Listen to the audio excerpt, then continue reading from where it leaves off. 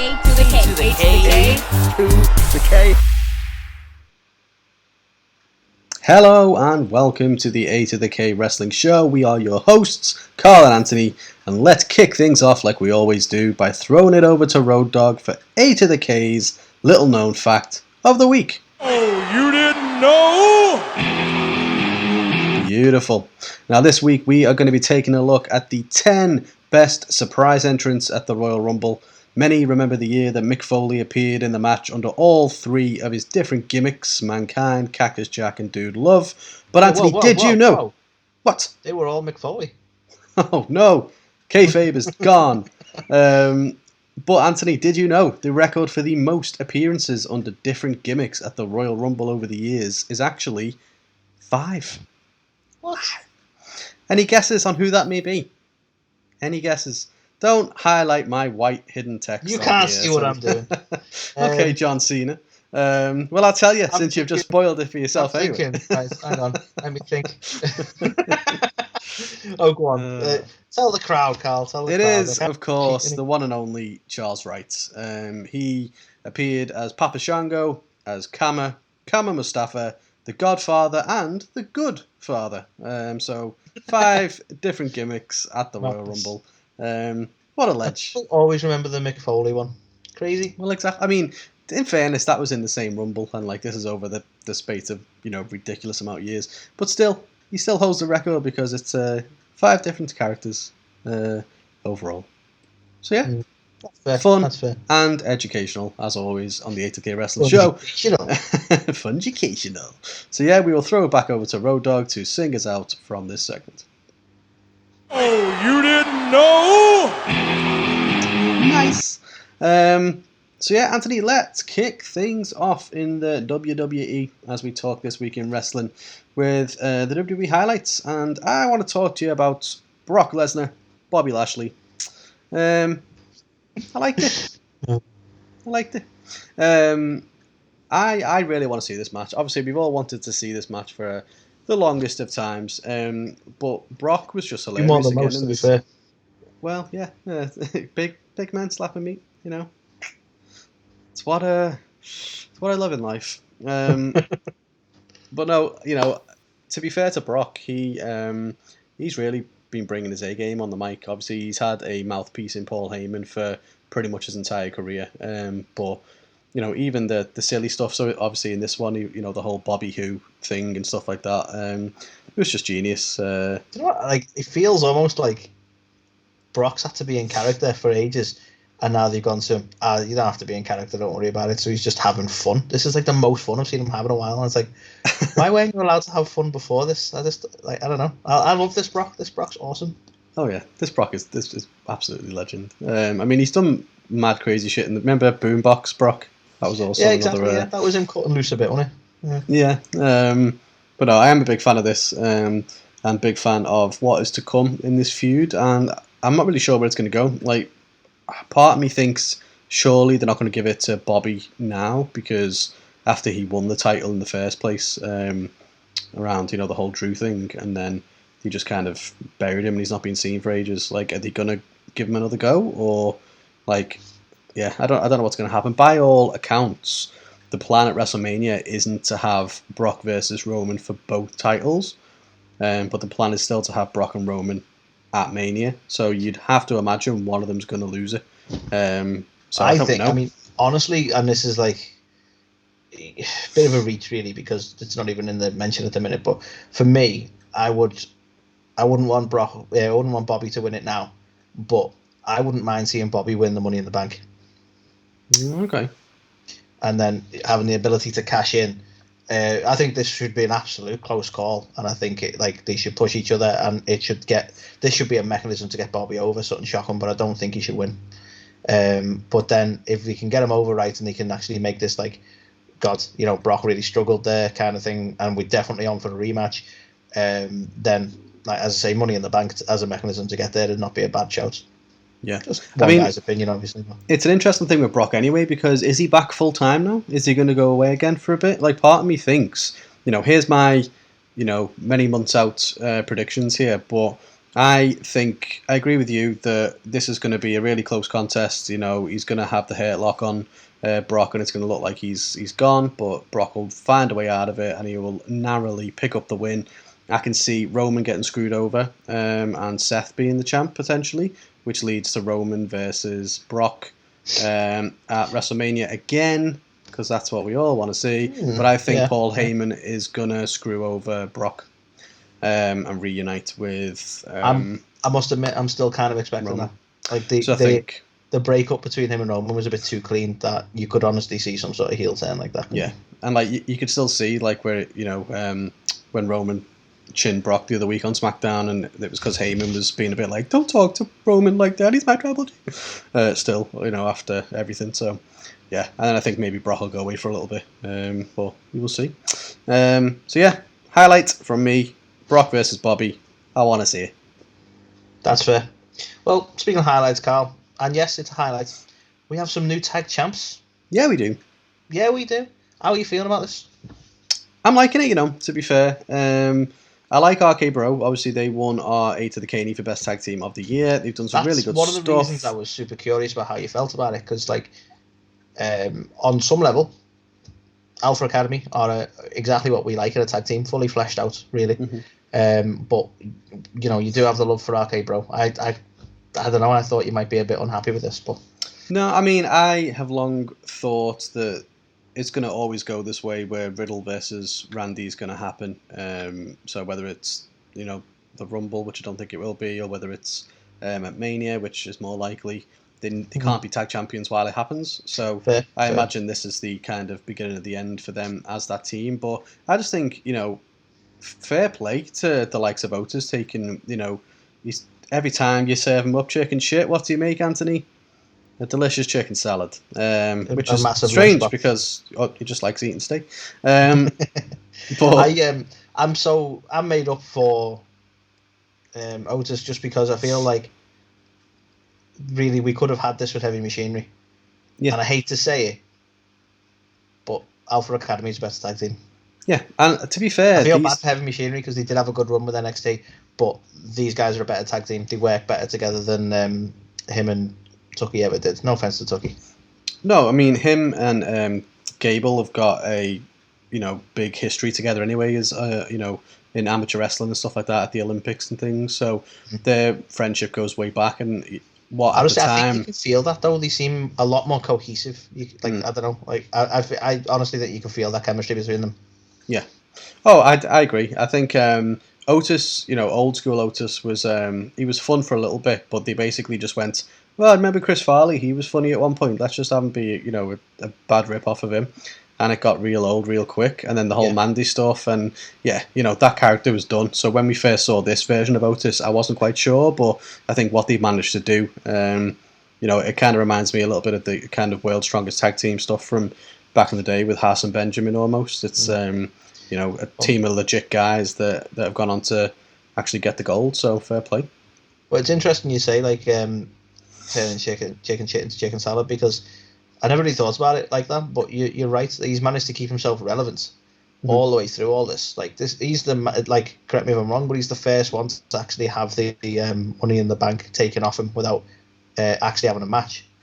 Yeah, which is it's a really shit way they did it, and I honestly thought there'd be more shenanigans to it, and there wasn't. It just is what it is. That's it now, and the Miz took it for some reason, and I don't know, to have that and you think he'd just totally drop off after that. But he's kept himself relevant. This tag team have just quietly been really good for a while. And it's nice to see them pull the trigger. I just hope that they know what they're doing with them. I'm always nervous about tag teams in WWE, as you all know, Carl. Oh, yeah. But, Vince hates paying 4 people to do the work of 2 people in the one match. He just doesn't get it. He doesn't get why he has to do this. Doesn't make any sense. So that's why we always see 1 versus 1, but from the tag teams, he's just like, we'll just do that. I have to pay the one guy then. Trying to get him to do a triple threat is insane. So fair play. Highlight definitely, I think, for these two, and a big well done to the pair of them for actually sticking by throughout the terrible gimmicks they've had, and being able to get through so many different rounds of releases like, and still be here. It's been all out of talk, but you've got a bloody good point. Gable being saddled with Shorty G for the longest time and doing nothing really. And yeah, like you say, they've got through these bad gimmicks. I think they definitely owed this title run. Yeah, they've earned it. Let's say that. So the next highlight to talk about, Big E versus Seth Rollins. Hell of a match, to be fair to them. And I think the reason it gets the highlight is because it was so the right way to go about it, and it was the right result. I think, and this isn't, again, I'm not slating Big E. I think he was fantastic in this match as well. But essentially, it was the right outcome. It was a Seth Rollins win, and it was clean. And that's what's important, because we need to believe Seth is a formidable opponent for Roman. And I get that it sucks for Big E because he was the champ literally the other week, and now he's like losing to the likes of Seth Rollins. But isn't it funny though? This is annoying. This is really annoying that it only sucks for Big E because they put the title on him too soon, in our opinion. Because otherwise, we'd be looking at matches like this now, going, you know what, Big E's looking really good, and we could see the build towards the title scene. But instead, we've had it backwards. He's had the title and he's dropped it off. So this feels like a negative, but it shouldn't. This should have been the type of stuff he was doing before heading towards the main title scene. They totally done it fucking backwards, Carl. And I know some people loved him as champion, but it wasn't the right time. We needed this kind of build. We needed these high-profile matches, the likes of Seth, so we could showcase how good a wrestler Big E is. Because let's be honest, that's something they never really showed us before he got the fucking title. No. Like, and I think... I don't care what anyone says. His whole feud in the mid-card IC title scene was shit. It didn't showcase anything about him. No, not at all. I think you can usually tell how invested WWE is in somebody when it starts coming up to WrestleMania season, and someone's got the belt. If they don't see them as a future, main event top guy, they won't have that belt by the time it comes to WrestleMania. You've seen it with the likes of Kevin Owens. You've seen it with obviously Big E now. You've seen it with Bray. Good point, though. Really good point. Yeah. So that's why. I'm never going to not see that now. Sorry. It's like the course correct before Mania because we can't take risks with Mania. Of course. I don't like that. Which is why that post that we put on Instagram the other week around like WWE have really only built like a couple of top stars over the past 10 years is because it's based solely on that. It's like they've given other people the title, of course they have, but when it comes to the show of shows, which is the only big show that they actually care, so the premium live event that they care about, yes. You don't pay per-view anymore. Then that's when you really kind of get to see their true colours, I think, a lot of the time, and it's unfortunate, but it's the right call. I think. I don't think he was ready, and I still don't think that means he can't be. He just really could do with spending a year to really hone his character and break away from the New Day, and just even if he went back to Big E Langston and got a bit of a heel run or something out of him, he just needs to have something else, because I just think he's run his course as Big E now. Yeah. I totally agree. I think this is the thing. Like, you and me have been quite negative about him as the champ, but it's not against him.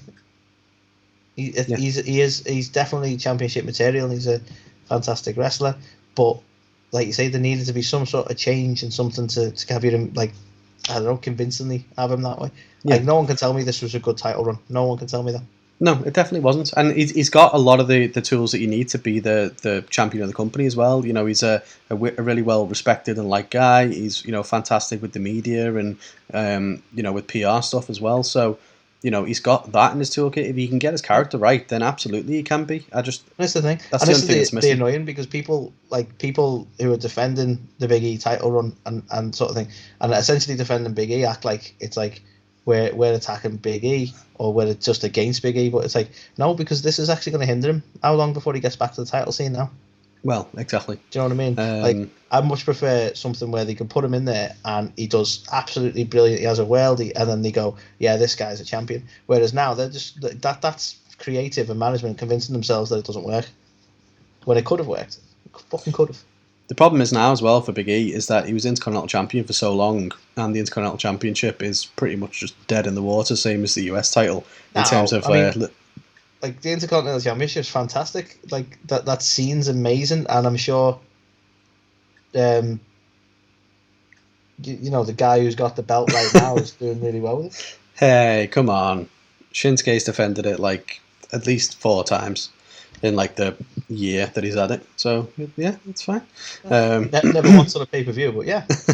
And also, even though this is a highlight, I'm just going to throw a very minor Oh Shite out there. Why is he called Seth freaking Rollins now? Just why? Stop it. Stop it. Because they got rid of the freak and they're just slowly trying to bring the freak back in, Seth. Stop it. Fucking stupid. So yeah, that's a thing. It's just it's so WWE. It's like, we could sell merch. It's like, yeah, you can. You'd have to change his name. No. The announce team's going to make sure you know he's Seth freaking Rollins. So yeah. Anywho, unusual to add names though. That's true. Actually, they've done that more recently. They've started adding names back in. Go figure. But Anthony, yeah, we have one final highlight. You want to talk us through that? Yeah, we do. Lita's back. Yay! Now, is it just me, Carl, or does this feel like she might be maybe back a little longer than the Rumble? Are you getting these vibes? I mean, the fact that they brought her onto SmackDown and had to do a promo and stuff like that makes you think it's going to be more than a one-off appearance, because it's at least a 2-time appearance because she's been on SmackDown as well. So, no, but normally they come like example I was given to you over the last week or so, obviously off the air, was Carlito being like, "Oh, that's awesome! He's back for the Rumble. Hopefully, we get to see more of him." And then it kind of sounded that way, and I think he even made some noises about it. Like that was kind of his tryout for working with WWE again. And you're like, "Oh, hopeful," and then that's it, gone, done, dead in the water. Yeah. So I always walk with these things with a little bit of fear, and go, "Well, let's not count our chickens here." Like, he rocked up on Raw as well, though, didn't he? Afterwards, some people were like, "Oh, he's definitely back," and then it's just like, "No." Okay. And this is the bit that worries me. Like, I'd love to see Lita have another little. It doesn't have to be a massive. I get it. Like, it's almost hypocritical at this point to go, I want to see Lita have another run when we talk about building new talent, right? But at the same time, like, I don't know. She could be used in the right way to elevate the women's division and some up and coming women's talent. Come on, let's keep her around. Well, I mean, put the belt on it. To be fair, was it Medusa who was speaking a few weeks ago about this, saying that you've got the likes of Goldberg and people like that coming back all the time on the men's side? Like, where's the old school women wrestlers, legends coming back for Medusa was really outspoken about it, and she does unfortunately have a point. Like, we don't like to admit misogyny, but it's there. Well, like, you look at it and you go there, like Goldberg, Brock, even the likes of Brock and that, they're no spring chickens. They can come back at whatever age. I mean, Ric Flair was taking bumps last year, and he's like 72. So she kind of has a point. Like, women get sort of put out to pasture a lot sooner by WWE. And it's like, well, no, we don't want you on screen now. I mean, to be fair though as well, like obviously with her coming back, like we put a face morph on TikTok about Lita, and there was definitely a comment or two in there which were being negative about how she looks now versus then, and it's like you can't escape it. Like, at the end of the day, it doesn't. Why does it have to be about that? Why does that matter? She's coming back to wrestle, for God's sake. Unfortunately, that it does, like, it is a weird double standard.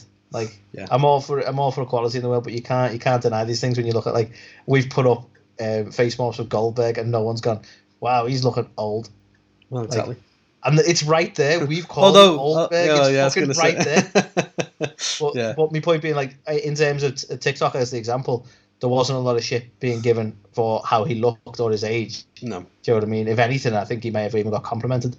Whereas, like, Lisa, I mean, to be fair, great for her age, by the way, there was definitely a lot. There was definitely a lot of compliments and stuff for her as well. But there was just those, the little fucking sprinkles in there of people where you're just like, okay, yeah, this is a little bit of negativity. Yeah, sprinkle a little bit of see you next Tuesday.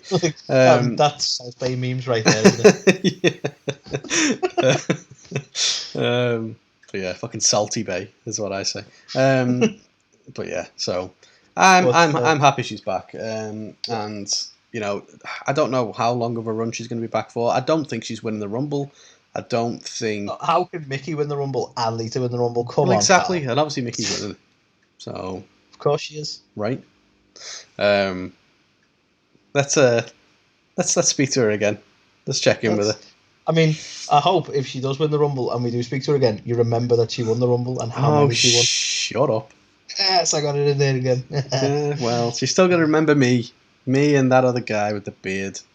Guy with the That's all you'll ever be to her. I'm the guy who got titles wrong. I can't even get that right, damn it.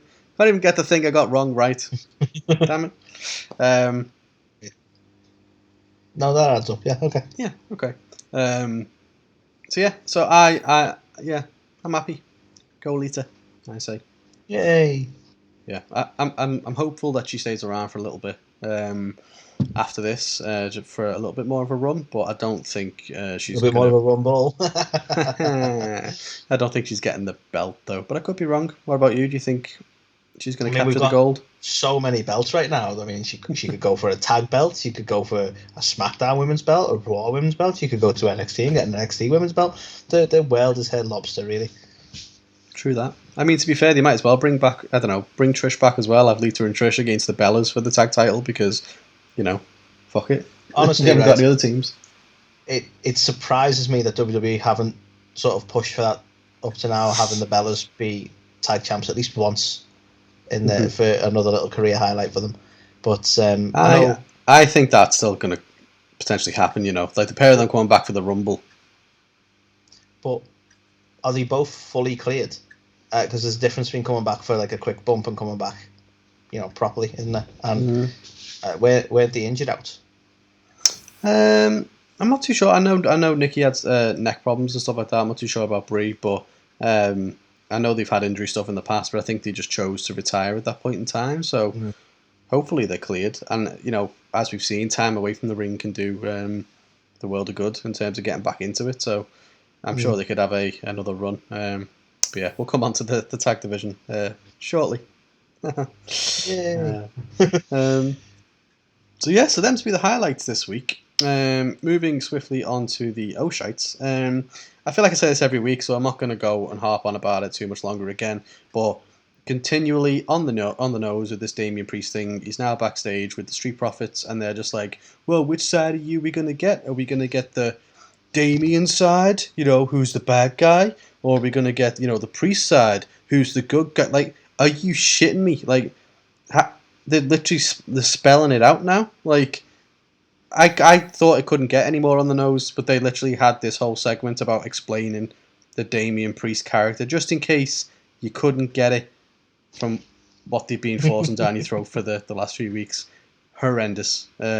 So, yeah, I just had to complain about it because I couldn't believe it, to be fair. Yeah, so, like you say, it's been coming. Why? What have they done, Carl? It was going so well. I know. Poor Priest. Poor Priest. So, my next one, Carl, and I've not seen a lot of talk about this, so I don't know how the people are feeling about this. But Nikki Ash is a heel. I'm not digging it. Now, don't get me wrong. I'm getting very slight vibes here of when Bayley turned heel, and I moaned about that. You can go back and check our podcast way back when. I moaned about that at the time because she was too smiley and too happy and too friendly to be a heel. And she ended up being a really fucking good heel once she sort of found her feet and got comfortable with it. So maybe Nikki could make a good heel. And Nikki's done she's done her characters in the past where she's been that sort of psychotic. What was it? Scottish psychopath was the gimmick, wasn't it? I believe. Yeah. So she's capable of that kind of character work. But what's weird for me is like so far, and this is the initial turn. She's turned on Rhea, and we'll talk about how weird that looked as well. Like Rhea getting beaten up by a little superhero chick. But it doesn't work with the character she's got now, and it feels really disjointed. And there's time to fix that. But right now, this heel turn looks stupid because not only does Rhea tower over her and basically didn't put up a fight, it just doesn't work for this someone dressed up as a superhero to be like, I hate you, and attacking her. It's like the whole thing just felt fucking stupid. Obviously, to us who understand that there are multiple layers to people, and it's not just about what it looks like on the surface. The way WWE books things is to tell people it's only about what's on the surface, as we just learned from the Damian Priest thing back then. So to the point you've just made, you've got a very much taller, kind of more athletic, dark, black lipstick, more gothic character, and a comic book little, hero, and it's a complete role reversal where the innocent looking comic book superhero is the bad guy in this, and like beating the crap out of Rhea Ripley, and is at the heel turn. So I agree with you. I think Nikki has been a fantastic heel when she was the psychopath as part of Insanity. Was it? No, Sanity, not Insanity. As part of Sanity, and even after that, with the stuff she was doing with Alexa and things, she can do heel work, absolutely. But yeah, I can't see how that's going to work under this current Nikki ASH gimmick, to be fair. Yeah, it's. I'm hoping the actually this might have been that's the initial heel turn, and she's the dropping the hero thing as well, because she can't be heel with that gimmick as far as I'm concerned. There's still time for this to work out. There's still time for this to work out. But what's she going to do? Dress slightly darker? Is it going to be like a Superman thing where she suddenly has a darker outfit? I don't even think that's going to happen. I think she's going to wear the exact same outfit, and we're just meant to accept it. But we'll see. So yeah, not good at all. Not good at all. The next Shites to talk about. Why is Grayson Waller getting so much time on like Raw as well? Like, they moved AJ onto NXT to have a match with this dude, and then now he's rocking up on Raw. Okay. Yeah. It why not, man? Why not? It's like he's now part of this weird Austin Theory, Vince McMahon little do it for daddy thing that's going on at the moment. So none of it just makes any sense. Unfortunately, I feel bad for both Austin Theory for not getting time to actually put on a really good match with AJ Styles, to be fair. Because, we have to have more Grayson Waller. So, yeah, I mean, I feel I'm a bit unsure. I don't know how you feel about Grayson Waller, but I feel like, is this something that a lot of people are behind, and maybe you and me just aren't keen? Is that what's happening here? I don't want to be too negative about it, because I'm like, is it just something I'm not particularly into? Or the thing is as well, that you've got to remember is Raw is full of just casual fans. It's been on it's been on TV for so many years. People just know that wrestling's on at 9:00 on what channels did he run? Can't remember. USA. So it's like USA, man. Yeah, we'll just stick that on in the background so they know. You know what I mean? But nobody watches NXT. You can see from the ratings hardly anyone watches NXT. So it's like, to anybody who doesn't watch NXT, who's this guy? Why is he here now? Doesn't make any sense. So I think it's kind of the lack of story behind it all, really, isn't it? Yeah, we're honest. That's it. Minimum effort. That's just them in a nutshell, really. So yeah, I just wanted to mention it briefly. I thought it was crap. It didn't really need to happen, but that's just me. That's fair. Well, Carl, the next one, again, probably a bit of a not controversial, that's not the right word, debatable topic, because I know some people are happy with it. But personally, I think, we've seen the return of Alexa, sort of, with these, videos and whatever. And she is still very much in the, I don't even know what you call the gimmick, the Fiend gimmick, because I can't think of a decent name that they ever gave it. And she should have dropped the character. This would have been the right time for her to come back. A lot of people, like, on social media were like, oh, she should have been the goddess and stuff like that. But so many people have been defending it as well, saying you can't just, like, come back and act like that whole character never happened. And it's like, of course you fucking can. We've had that plenty of times. Like, Undertaker was buried alive and came back as the dead man, and no one said a thing. You know what I mean? You can change characters. That's fine.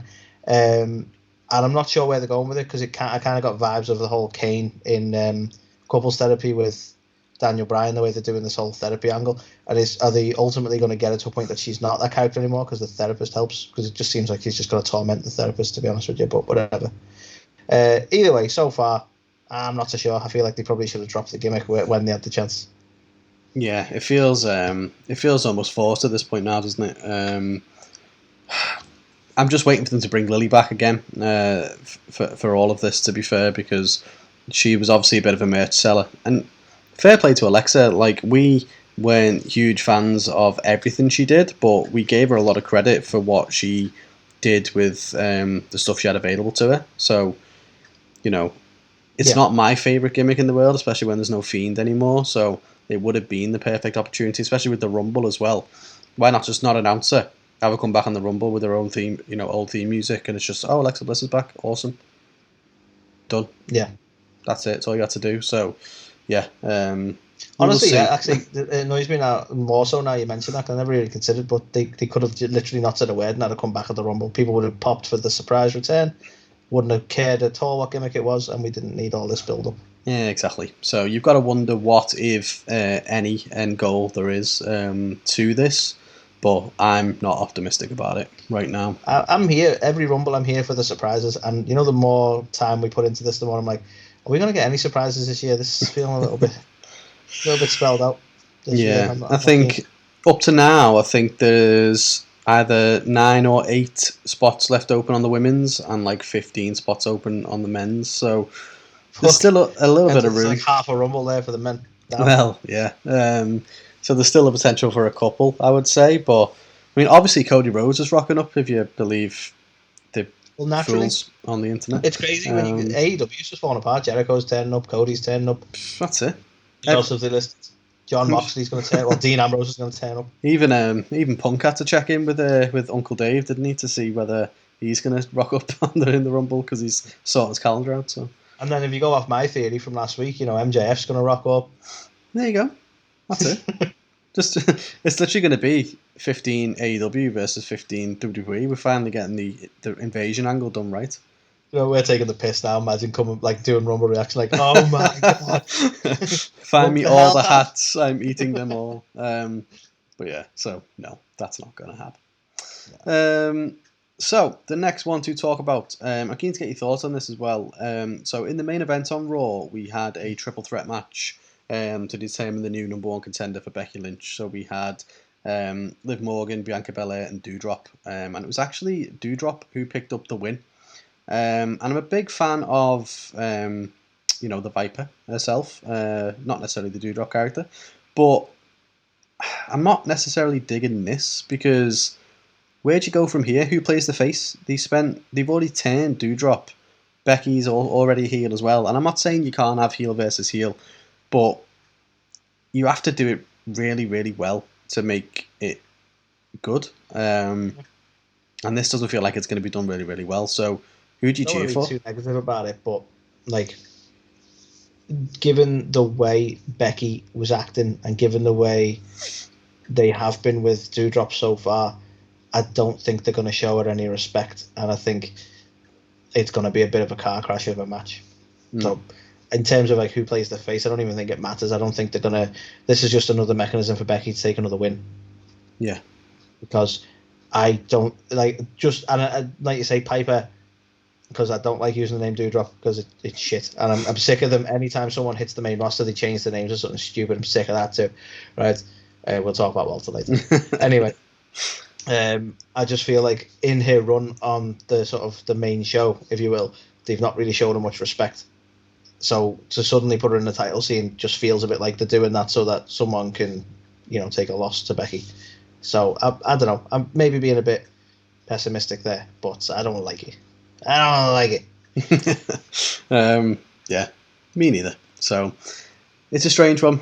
I guess we'll have to see how it plays out. But at the minute, it's going to be heel versus heel by the looks of it. And I just think the crowd will be absolutely flat for it, which is a shame. But we'll see. I could be wrong. Let's see how it pans out. Yeah. So, Carl, next one. And I'd love to get your thoughts on this. I feel like you've been outspoken on this in the past. But this week, another little low light, another little low shite, another little just fucking useless. I don't even know. Naomi and Sonya Deville. It infuriates me, Anthony, if I'm honest with you. I can feel the hate already. You now bring Adam Pearce into the mix as well. It's just, I don't get it. And it's pissing me off how it's so pedantic, isn't it? It's like, every week it seems at the minute Naomi goes into the office and Sonya Deville's like, I've got me jacket on, what did I say? You can't hit me while I've got me jacket on. And then she manages to find her in the office later that night. She hasn't got a jacket on. And she's like, oh, now I can hit you then. And she's like, so fun. It's like the equivalent of you can't hit someone with glasses. It's exactly. Oh, no. But it's like, how fucking stupid. Like, clearly she just, you know what I mean? She means I'm running the show. Unless I'm in a match with you, then you can't hit me. But it's like, no, she's got a jacket off, so now I can hit you. It's like, it's so fucking stupid. And then Adam Pearce is like getting in the way. It's like, what is happening?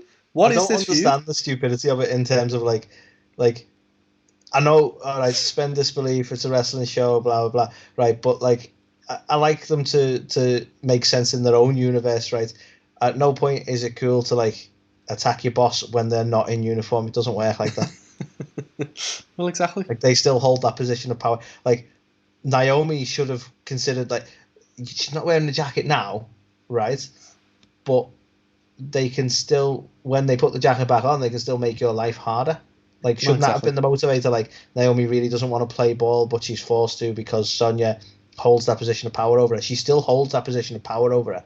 Mm-hmm. So, like you say, why are we doing it this way? Why is it so fucking stupid? I've no idea. And the thing that irked me the most as well this week about it all is it just reeked of fucking Stephanie McMahon and Daniel Bryan, where it was instead of calling Naomi a B+ player, she said, you know, you're acting like the main character. Or no, what was it? You're giving off main character vibes, but you're just an extra or something. And it was like, wow, what a really shit way to say what, you know, Stephanie McMahon said to Daniel Bryan all that time ago. That's all it was. This is what we're getting here. This is if you ordered Stephanie and Daniel Bryan from Wish. This is what we're getting. It's awful. Like, no, we've got Stephanie and Daniel Bryan at home. Yes, all the memes. It's yeah, it's shocking, isn't it? It's terrible. And do you know what? Like, the annoying thing is, I give them both so much credit. Naomi could be, she still has so much potential to be something. Like, the crowd was so behind her at one point, and WWE didn't pull the trigger. Sonya has been, like, I don't really know what's going on with Sonya at the minute. She had some time off. She's still kind of not back. But she, again, is another fantastic women's wrestler. They both could be doing something so much better than this. But why are we getting this kind of just piss-poor storytelling right now? Who knows, man? Who knows? So the next one. WWE been quite vocal lately around AEW, saying that, you know, they are too violent and stuff like that. You know, I mean, they've got WWE have got Johnny Knoxville coming into the Royal Rumble, like, you know, but they don't condone like silly acts of violence. I've got. We'll wait for the news, but I've got some fucking things to say about that. But Anthony, guess what? Sami Zayn's got his own version of Jackass called Insane. For some reason, where he sits in a shopping trolley with some bodyguards. For a second, I want everyone to acknowledge that awkward pause that me and Carl just had then. That's where people would normally put laughter. Yeah. But the problem is, it's not fucking funny. It really, I mean, and for Sami Zayn as well, who typically does really well with the shit that he's given, this was just awful, wasn't it? He comes out in a shopping trolley with a crash helmet on and bodyguards, and the plan's meant to be he's going to do a jump over the ring and land on a crash mat. And the small missing ingredient to this was why. What was that meant to achieve? He's getting back at Johnny Knoxville, eliminating him the previous week by showing he can jump over a ring in a shopping cart. Okay.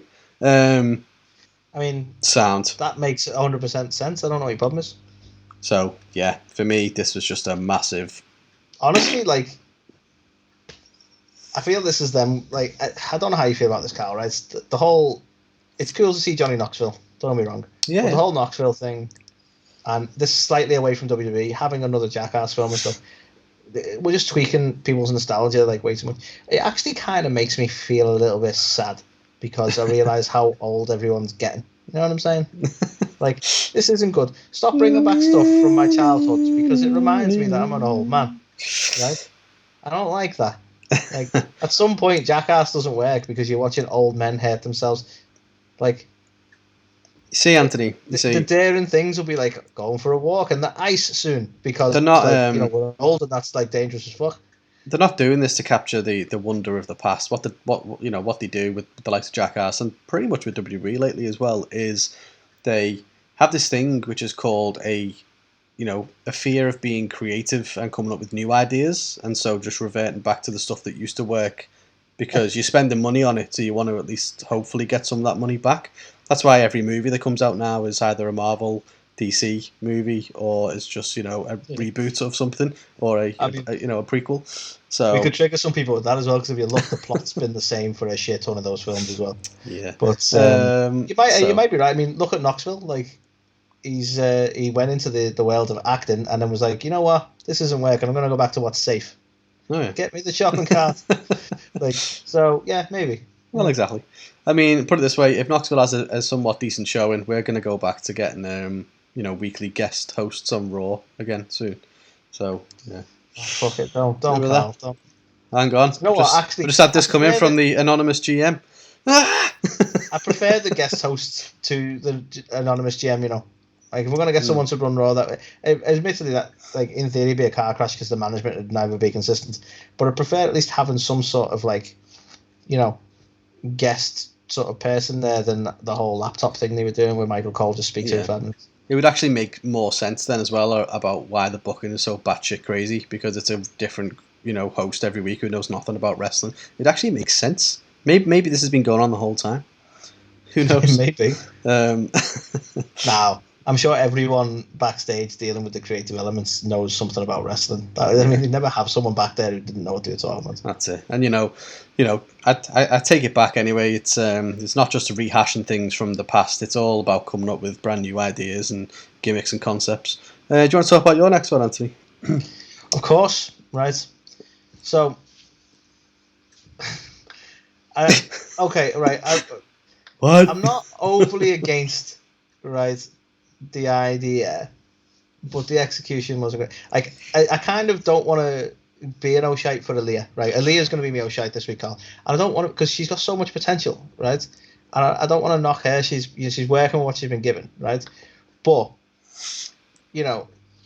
Aaliyah has set a new record for the fastest WWE win in history at just 3.17 seconds. And obviously, what have we got now, Carl? What have we got? Well, Aaliyah 317. Aaliyah 317 says I just pinned your ass. It's more that than anything. Like, I don't mind. I don't know how you feel about the surprisingly quick win. I don't think they did it to the wrong person, because Natty's sort of in the right position that it won't really damage her, and she's not really being built up to anything just yet that it would be a problem. So it's kind of the right win to get if you're going to do that kind of sudden victory over somebody. I think Natty was probably the right shout, and it's a good way of showcasing Aaliyah, who is relatively new to the main roster. But are we really going to try and push a 317 gimmick? That's the reason it's an Oh Shite. I'm not knocking Aaliyah, but that's the reason it's an Oh Shite. Yeah, I'll agree with you there. I think Aaliyah's really good. They're kind of ruining her though already. Like the promo she gave before the match was like, I need to make sure that referencing the fact that she was sick after the last match she had and stuff like that, from nerves and things. And I don't know, they're over scripting her, I think, and then pulling this out as well, where it's like now you just know they're going to turn it into a 317 shirt. They'll probably do it like, in about 2 months' time, because they're so fucking fast with these things. Didn't they release a Becky Lynch shirt to a similar effect as well? That was a Stone Cold ripoff. I can't remember what her shirt said. I'm confident she had there was a Becky Lynch shirt where she was mimicking Stone Cold's shirt. Oh, it's probably just like the Man 316 or something, just because. Quite possibly, to be honest with you. Yeah. But yeah, so fun and games, old shit. There's definitely some merch coming anyway. Mm-hmm. Yeah, no, it's definitely not a slight to Natty or Aaliyah. Really, I think it's something different for Natty to be kind of this Guinness World Record holder, kind of braggadocious bitch kind of thing. I don't mind that. I don't mind Aaliyah either, but you can just tell from this it was only set up for that, and it just was like, well, what's the point? Exactly. We had massive promo and stuff beforehand. We have the whole build up to the match and the whole beat down. Like, she's not going to be able to compete, and it went on for ages, and it lasted 3 seconds. It's like, for fuck's sake. So just terrible. I know you're not a big fan of the quick roll up anyway. So. Well, I'm not a fan of the quick roll up when fucking she'd been beaten down for ages, and Natty was completely fresh, and she just did the lame ass roll up, and why wouldn't you kick out of that? I don't get it. But you see, this is the trying to sell it. Like, I was so caught off guard, I just didn't have a chance to kick out. Which would be fine if it's not 3 seconds. 3 exactly. You can't even say like, because you can hear the fella tapping the fucking. Well, that's it. You can't even say it was a fast count because it was a 3.17 second. Like that's the record. Yeah. It's like exactly. So Natty, you're telling me you lay there just like this for 3.17 seconds for no reason without any damage? Yes. Okay. Just contemplating life, like, wow, how did I get here? It's like kind of one of them bad sitcoms, isn't it? It was at this moment I realised I'd fucked up. And so the final Oh Shite for WWE this week is maybe surprising. I want to get your thoughts on it, Anthony. The Roman Reigns and Seth freaking Rollins segment just didn't deliver for me. I'm really hyped to see these two, and this was just so flat for me. I don't know whether you've got any different thoughts. I agree. Like, I don't think it was like egregious or anything, but I do agree that I was expecting more as well. And I think that's the problem, is that we know that Roman is a lot more capable than he used to be, and Seth obviously is a master on the mic, so you just expect more. And well, that's it. They've got such a history together. There's loads of stuff they could draw from, and the big fucking killer punch was him going, "Oh, if I wanted to fight a superstar from your household, I would have picked your wife." Oh, good one. Like, wow, that's fucking awful. I know. So, and it's not. Do you know what? That would actually work as an insult if she was ridiculously more successful than. But they're probably about on par in terms of like title wins and status. Yeah. So like, what's he getting at? Like, your wife's just as successful as you. You know what I mean? Like, wouldn't it be more insulting to say like, I could pick your wife. She's better than you, but even she sucks. I've had better, more trouble from your little kid who you just started. You know what I mean? It's so many better things to do where you could trash both of them. But what did he achieve from this? I don't know. And then it just kind of ended with the Usos running in and running away. This was shit. Well, naturally the Usos got to run in. It was shit. Did you see? I'll have to send you the video if you haven't. But people are speculating that Roman nearly dropped the N-bomb in his promo and pulled himself back from it. Oh, have you seen that? No. I'll have to show you. And I don't know.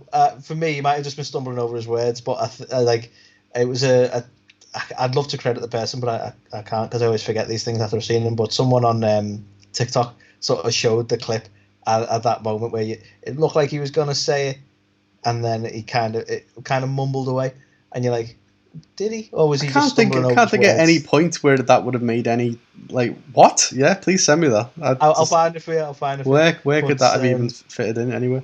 It was just literally just like a throwaway little half word at the end of one of his sentences, and it's like, did he? And maybe they're looking at something that's not there, but we coming for you, nincompoop.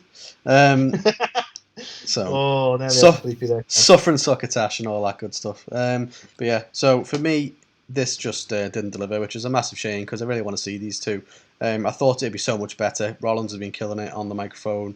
Roman's been killing it on the microphone. This was just a dud, man. So yeah, hopefully it steps up. Otherwise, what a shame. What a shame indeed. But you know what? They're still gonna have a really good match, as this was. They can go in the ring. The pair of them. They've worked together long enough that I've got faith. You gotta have faith. I've just had an epiphany or something here. I don't know if that's the right word for it. Imagine if, Anthony, we have, just like when it was Roman versus Brock and Seth runs down with the briefcase and basically costs Roman. Maybe Brock's gonna run down. Oh my God, how good would that be? In a very similar fashion. Sorry. Oh, do you know what? I would give so much credit to WWE if they actually like that echoed back to that. I'd like that. And just have that, surprised look on Rollins' face where he's just like, I thought you were coming for me or something kind of thing as payback. That'd be brilliant. So I like that. But of course, that'll never happen. That's too poetic. So yeah, Anthony, WWE this week. Unfortunately, I'm gonna have to give it a 1. I only picked 4 highlights, and even the ones that I picked, they were okay, but they weren't massively good at all. Unfortunately, so that's a 1 for me. Yeah, it's hard to disagree. I'm probably gonna land on a 1 as well. Although I don't think I was particularly annoyed with this week, but it was a big load of nothing really. Yeah. And considering we're building up to the Rumble, it shouldn't feel that way. So I got to kind of land on a 1 as well. Okay. Yeah. So let's move over to AEW. So first highlight I want to talk about this week, Anthony, is CM Punk versus Wardlow. This has had very mixed reviews. For me, I thought it was brilliantly executed. They kept Wardlow super strong, as they should. It would have pissed me off if CM Punk had beat the shit out of Wardlow after everything they've done for his character. And, they're building Wardlow up to be this unstoppable force, which is what you want, and he battered the shit out of CM Punk, and it was great. However, the roll up. I've just said the same thing on SmackDown, so I'm going to say it here as well. Yeah, it pisses me off. I don't get why people book these finishes. Like, there was nothing. You know what I mean? Like, if something would have happened that made it make sense, why Wardlow would be down for 3 seconds, sound, or even if he managed to hit a single move or something, it just. Yeah, let's do a roll up. At least it was a more convincing one than what we've seen on WWE, but it wasn't good enough for me as a finish. But still, I liked the whole match really, in the sense of it's. You must love the Bret Hart nods as well, though. Oh, it was so good. Obviously, I could be completely wrong. Maybe I'm just making this up in my head. For me, it was like a proper homage to Bret versus Diesel. Like the whole psychology of it all made sense and stuff like that. It was really good, and I think some people have again, I've seen a TikTok where they've played elements of it side by side, and you're definitely right about the. Send me that one too. I want to see it. This isn't the first time Punk's done this. He obviously he's obviously a big fan of Bret. Yeah. And I think Bret, correct me if I'm wrong, has previously actually said that Punk is one of the best wrestlers today as well. Yeah, I think they've got a lot of. And he was an active wrestler, to be fair. Yeah, they've got a lot of mutual respect for each other, which is nice to see. But yeah, I think I so wanted this to be the moment that Wardlow tore MJF's head off, but obviously we couldn't do it yet. But it's coming, and it's like you can't wait for it. So I thought it was really well done, isn't it? It's coming. It's going to be great. Exactly. So yeah, gets a big thumbs up from me. I thought it was done really well. That's fair. So this one, Carl. I'm going to call it a highlight. I think it deserves to be a highlight. I know some people might be apprehensive. I think it depends on whether you're a fan or not. But Lance Archer's returned. Mm-hmm. The Archer has returned. The Archer of infamy, if you will. A jest, of course. And he returns and takes out Hangman Page. Mm-hmm. Now, personally, I love it. I get why some people might be dubious on this, and I'm all for it. I want to see where they go with this. I want to see what happens. But Lance has kind of not been used all that much. He's not really. He has potential for days, but he's not. He's had some silly gimmicks really, and I don't think he's done very well in AEW as a whole so far. But everyone's got to find their moment and their time. It's quite a stacked roster and quite short shows in general, really. So he can't be there all the time in your face being the best. But this could be moving into something that's really good for Lance.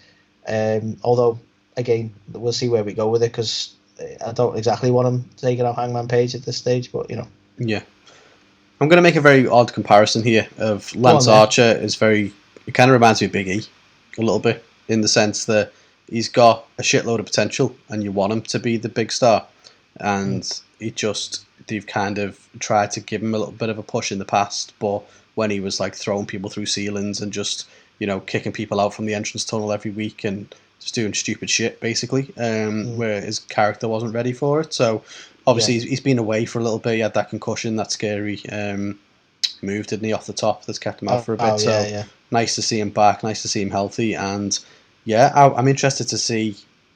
I mean, firstly, like, it was awesome that we had Hangman versus Danielson, and that was fantastic. But you want to see the likes of Hangman going up against a big gritty monster, don't you? So who better than the Murderhawk monster? So I was made up, to be fair. I didn't know who was going to be next for Hangman. That was something I was a bit worried about, to be fair. Like, who would he go for? Like, who's going to go for him next? And I think this is a good choice. It's a weird one. It is a weird one, because it's not. If you'd have gone to me, pick anyone you want, I probably wouldn't have even considered Lance. But now he's in the fray, I'm like, yeah, that's not a bad idea. Exactly. In all fairness. I mean, he's got the chops in the ring. Hangman has. There's a story that they could tell there. So, yeah, it's definitely not something I think either of us saw coming. But, I'm here for it. Let's see where it goes. That's there. We're digging it. We are digging it. Speaking of things we're digging, Serena Deeb, Hikaru Shida make it 2-2.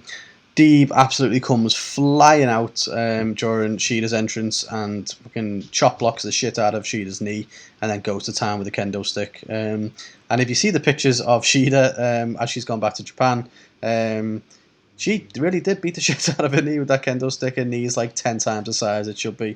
This wasn't even booked. Yeah, it's like, no, I said use the prop kendo stick. Never. But yeah, no, I think I'm really digging Serena Deeb. Obviously, Sheeta's been fantastic for the company. This rivalry's been great as well. So obviously they've now evened it up, but I just think Deeb has been a whole different level when she's been this kind of vicious, ruthless heel. And the stuff she's doing, like attacking before the bell, and just and like even this kind of reminded me a little bit of Brett. Maybe I just got Brett on the brain. I always have Brett on the brain, but like when after the Austin match and he just going to town on him and like not stopping and stuff like that. I know Deeb's a massive Brett fan as well, so maybe there was a little homage there, but I really can't wait to see. I would love it if they ended this in a 9-woman match. I think this is one that is it's been teed up for now. It's 2-2. It's. Do you know what's awesome? How good is like this rivalry, and there's no title involved. Yeah, imagine they haven't gone. Well, let's only concentrate on the women in the title scene. Like these two are just fucking awesome, and I'm invested in this feud, and there hasn't had to be any sort of title involved. Yeah, it's so rare, isn't it? You know what I mean? Like, they might be doing this over in WWE with Nikki and Rhea Ripley now potentially. I'm not sure, but it's very it's very few and far between where you get a rivalry that isn't just for the belt over in WWE. So it's nice. Exactly. I think that's what I'm almost conditioned to work with. It's like, well, he wants a championship, and he wants a championship, or she wants a championship, and she wants a championship. I think, like people aren't just like having a rivalry anymore. Well, that's it. It's just great to see. We've had it loads in AEW as well. You've had the likes of Red Velvet and Jade Cargill. You had obviously that epic culmination of the feud between Bunny and Ford and TJ and stuff as well. So there's loads of little rivalries that are happening. So a lot of people shit on the women's division in AEW, and I don't know. I don't think it's. I don't think that's honestly the case anymore. If people wanted to be completely honest right now, right, and people don't. People want to favour because for some reason you have to take sides. You have to draw a line in the sand and take sides. You can't enjoy both, and if you do enjoy both, you're a fucking liar. Preposterous. But if they're being honest, and you looked at the rosters side by side, the women's division in AEW is more engaging and better booked than WWE at the moment. I'll agree with that. Like, I genuinely would. As WWE got more top tier level stars, maybe they got the 4 horsewomen and stuff like that. Yeah, and that's the thing. But if you look at literally just the bookings over the last few months, right, we've been invested in the TNT title tournaments. TBS title tournament, sorry. I was so invested, I knew exactly what the title was. TBS title tournaments. We've got Serena Deeb, Kairi Shida. Say we had the Bunny and Penelope Ford and TJ. We've had the actual main title scene with Britt Baker. All those things going on that we've literally been super invested in all fairness. Mm-hmm. But on the WWE side, what can you list? Yeah. Because I'll be honest, I'm still not really into the whole Becky situation at the moment, so I'm not really that into it. The best thing to come out of WWE in the women's division in the last few weeks, months even, has probably been Mickie James and Lita, which is not great. Yeah, like, I think it's not great because they're awesome, but it's not great because, like, in terms of what they're booking at the minute, like, we've already complained about it, but the Sonya Deville Naomi stuff just feels a bit silly. Yeah, I'm really apprehensive about Doudrop going against Becky. Before that, Becky sort of like the whole Bianca Belair Becky thing. I'm still not a fan of how they did that. Yeah, I was going to say, like, I feel like they really dropped the ball with Bianca, because obviously you had Bianca Sasha at Mania, that was fantastic, and Bianca was really finding her feet, and then they just that just went with Becky coming back, and I'm sure they're gonna pay it off eventually, but she hasn't exactly been doing loads, in the meantime, Bianca. So I think you're completely right. There's been so much going on in the AEW women's division. Even the likes of it's not just like a recent thing either. You've had like the Thunder Rosa and Britt Baker stuff, like that one PWI match of the year, and I was close to putting it as my match of the year for the A2theK knees as well. It, just missed out there. So. They've been Thunder killing should it. always get the awards, man. You know this. Thunder. Do you know what? Like, it's things like that, right? Sorry, because I have a mark for Thunder Rosa, but this is where, if they could get some sort of working relationship, if Thunder Rosa turned up at the Women's Rumble, which I know is unlikely because there's no suggestion that there's a relationship between AEW and WWE just yet. If she could turn up at the Women's Rumble, that's it. I'm marked out. I'm done. I'm happy. I'm a happy man at that point. Because she's badass, and they're rocking up for WWE as well. Just be fucking insane. Yeah. But I mean, their women's rumble's already insane enough. I wish they hadn't told us about some of these things. Well, but exactly. I get why. I get from a business point of view why they did. But the Mickey James thing is unreal. Like that's fair play to them. You know, they're booking something that's like really fucking cool. You know, Yeah. and they're not afraid to do it. So I've got to give them credit for stuff like that. But I just feel like I'm kind of defending AEW's women's division, I suppose, because there's still that misconception that their women's division's not great and they don't treat the women's division right. They treat it better than WWE are. Yeah. If we're honest. Objectively. Take all your feelings. Take all your feelings. Just chat facts, and you know we're right. So the next one, Anthony. Oh, sorry, I ranted that much on your point. I forgot it was mine. Honestly, I don't need to talk on it a lot, Carl. I think we can both agree. Sammy Guevara versus Daniel Garcia was a banger of a match, and that's all I want to say on that. I think the pair of them just, always put on bangers of a match. I've been super impressed with Daniel Garcia. Never really knew who he was at all before he got to AEW.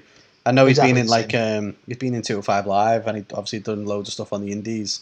But I'd never really knew much of him. And then obviously he's come in, he's had matches with everybody that you could think of in terms of top talent in there, and he's always delivered. So yeah, he's definitely a future talent there, and I think Sammy's just stepped it up. He's just another level again. Just gets better and better. Honestly, seeing more of Sammy like this just pisses me off that Cody's even involved. Yeah, no, it's so true. And I think as well, going back to the I'm going to objectify the poor man, but like you can tell like he's been working on his physique and stuff as well, and he's getting that whole package together. I know when he first got to AEW, oh yeah, the whole package. Checking that out. But when he got to AEW, we were saying, weren't we, like I had him firmly as like, he reminded me of like The Rock and Triple H, like the Intercontinental title, ladder match kind of thing, and I kind of got a vision then of like him, if he could add that physique, he could be like, I don't know, obviously not like a Triple H because his style's totally different, but I mean, like, you could just see that he was going to work on that physique and he was going to potentially get to world title status. And I feel like looking at him now, you can see, yes, he is a TNT champion, makes 100%. He's, a convincing world champion in the future, I would say. Oh yeah, I think you were one of the first to sort of peg him as a future star. I think you were impressed by him from day one, but like you say, he's been working on himself quite clearly.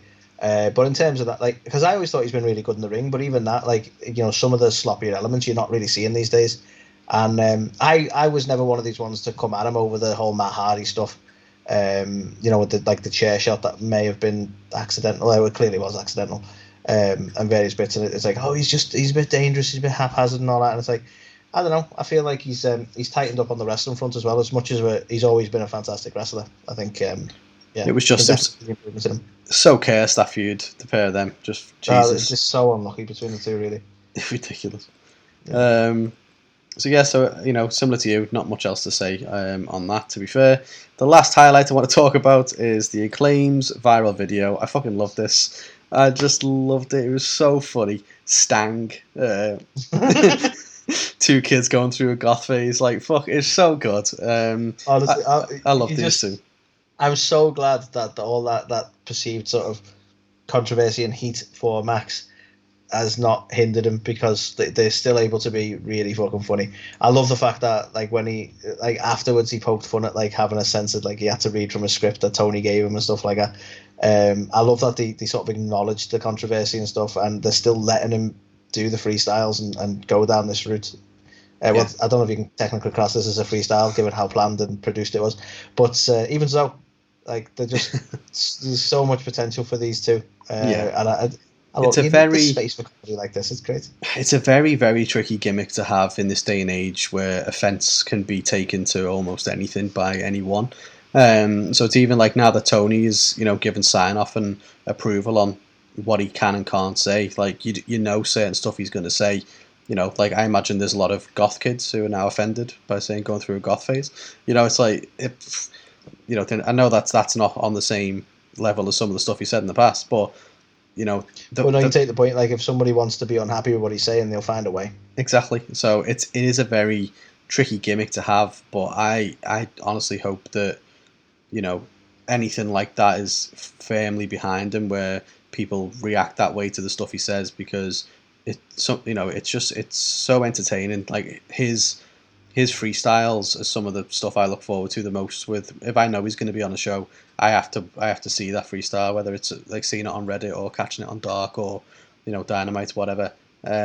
Like I've got to hear it. So like stuff like this, the viral video and stuff as well. I just thought it was so funny, and it was just so silly as well. Like obviously him doing the coffin drop. He's so underrated. Bowens as well. He's just the hype man, isn't he? But he's so fucking funny doing the coffin drop and then making snow angels and shit. Like it's all funny. So yeah, I thoroughly enjoyed this. Just a bit of silliness, and I know a lot of people who are AEW, because obviously, as you said before, you've got to pick one. Like some people who are like, I'm AEW only, and it's like, you've gone back on what you said. This is just a WWE skip video, blah blah blah. It's like, well, no, it's not, is it? It's just this completely isn't fitting with them as characters. So I thought it was funny. I enjoyed it. No, totally agree. So moving on to the Oh Shites. Oh, right. Booked yourself for 2, have you? Well, 2 in a row. I don't know why that's happened. I just like the sound of my own voice.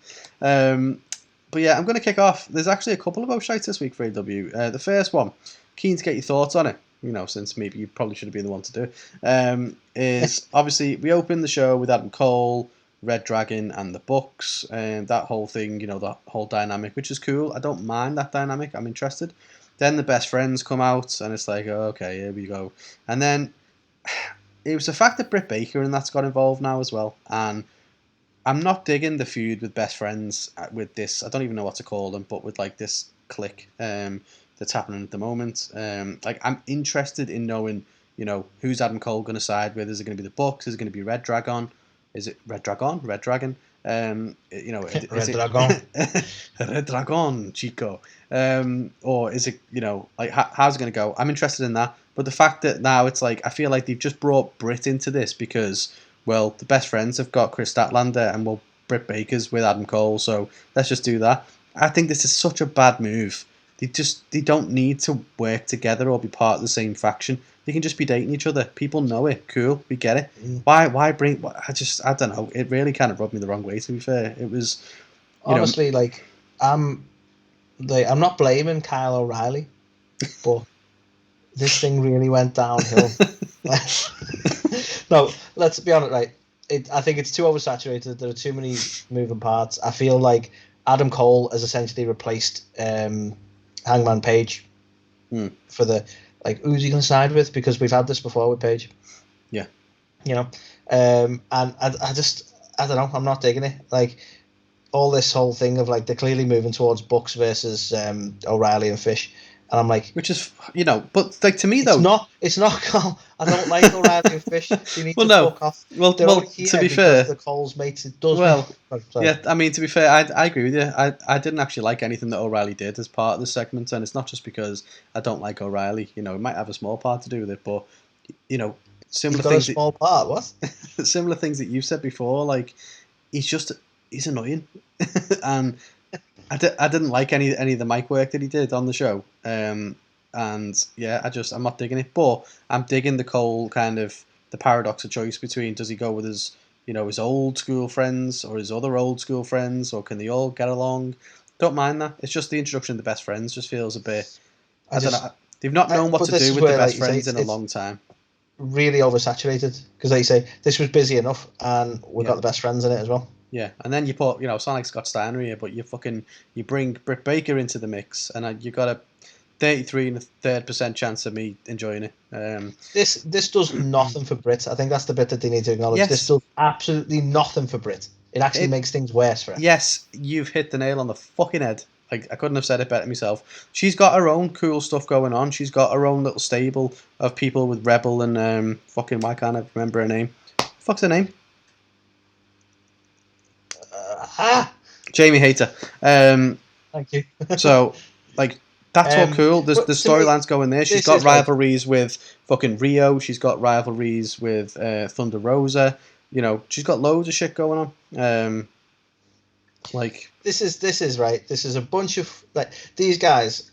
They're not like. I don't think people are digging this. I could be wrong. I've not looked at the stats or whatever, right? I'm not digging it. But from my perspective, this feels like a pull of going, well, Adam's dating the cool girl in school, so maybe she can come and give us a bit of, like, credibility or whatever. Because, like, who's digging this, really? A lot of people are, like, massively not into the Bucks anyway. They're kind of Marmite. but it's just it doesn't work, man. It doesn't work. No. Like, let's bring it right back down. If this is what you want to do, as much as I'm not a fan, right? If this is what you want to do, and have the Bucks versus ultimately Fish and O'Reilly, then just do that. Why are we making this so fucking busy? Yeah, no idea. So yeah, not a fan, unfortunately, of any of that stuff, which is a shame. Yeah. Well, speaking of, like, while we're bitching, right?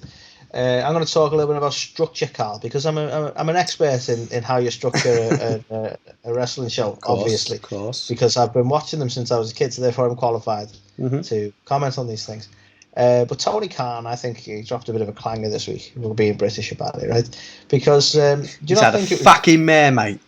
He's fucked this right up. Do you not think it was a bit odd to have Hobbs versus Dante Martin follow Punk versus Wardlow? Massively. Considering Tony Khan had said himself, right, I'm going to get involved in the booking of this now to make sure that this kind of stuff doesn't happen again. I'm going to have much tighter. It's like, it's the same fucking match after each other. You do exactly. And weirdly, they made that follow Punk and Wardlow, which arguably people were more invested in. Well, of course, yeah. So it was like, the one on first. you'd put all that into that. You'd seen Punk get decimated for ages, and you were like, oh, and then Punk ends up getting the win. And it's like, right, let's just do that with the Wish version. What? And same exact outcome as well. So it's just like, right, okay. Bizarre. And the final Oh Shite for AEW this week, just Sean Spears in a squash match, doing the squashing. Like, don't get me wrong, if it was Sean Spears getting squashed, makes perfect sense. That would make sense. But like, yeah, I get it. He's it's announced because obviously MJF came out at some point this week and was like, okay, I'm gonna give you all the match that you want. Finally, you're gonna get it. It's gonna be CM Punk versus Sean Spears. I walked off and I was like, but so I get it. They're gonna give Sean Spears a win, but like, you'd either give it over someone credible and not make it a squash, or yeah, you wouldn't do this either way. So okay, yeah. Let's face it, he's not. Sean is one of these annoying examples, right? When people have left WWE and we're like, WWE was holding me back, and then like he kind of hasn't really proved his point. No offense to him, and I feel bad for him because I want him to prove his point, but at the same time, it's just what I don't know if he's had the creative freedom to be his own character here. I assume he has, because who come up with chairman? Probably him, right? But it just hasn't worked. He's not worked in AEW at all. He was actually more over in WWE, and I hate to give those examples. He was. I know people like to compare. Although people always do that kind of shit where it's like, oh yeah, he should never have left WWE or vice versa. But hang on. Obviously WWE had Perfect 10, which is a great gimmick, and chairman's not great. But what about Glove Guy? Glovely. I don't know. It's like the whole Magic Glove thing was just that was awful. It was so shit. Yeah. No, you're absolutely right. It was infinitely better in WWE. Unfortunately, you just. This is why I'm trying to make sure that we're not AEW marks. We both agree that at the minute we enjoy AEW more. We carry on watching both, but you got to call it where you call it and go that he has not worked in AEW. No, he was not at all. He's better than WWE, and I'm not seeing anything change just yet. No. So that was AEW this week. Not the best of weeks for them, unfortunately. I'm going to give them a 2. Of the stuff that was good, I think it was really good match quality and a bit of variety in there as well. But yeah, there was a lot of stuff which I just didn't really like this week, which you don't normally get from us or AEW. So yeah, it did have more Oh Shites than usual. And again, I'm probably going to have to agree with you, because in a similar vein to WWE, it wasn't like really annoying or really fantastic. It was just kind of like, a part of me was leaning maybe towards a 2.5, but like there were a couple more Oh Shites than we generally have, but it was just kind of middle of the road stuff, really. Yeah. Agreed. Roads to the Middle is the second season of Cody Rhodes. Cody Rhodes' series. Roads in the middle. So that was This Week in Wrestling. It was. God, we spoke for longer than usual on this one, but there was a lot to be said, damn it. Make sure you check out the Ringside Report. We're going to be talking all the latest news, and also, if you're a fan of the Rumble like we are, then check out who we believe were the 10 best surprise entrants in the Royal Rumble of all time.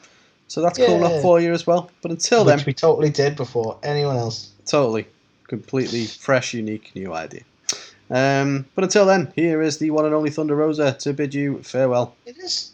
Ta-ta. Hey everybody, this is Thunder Rosa and you're watching or listening A2theK. A2theK. A2theK.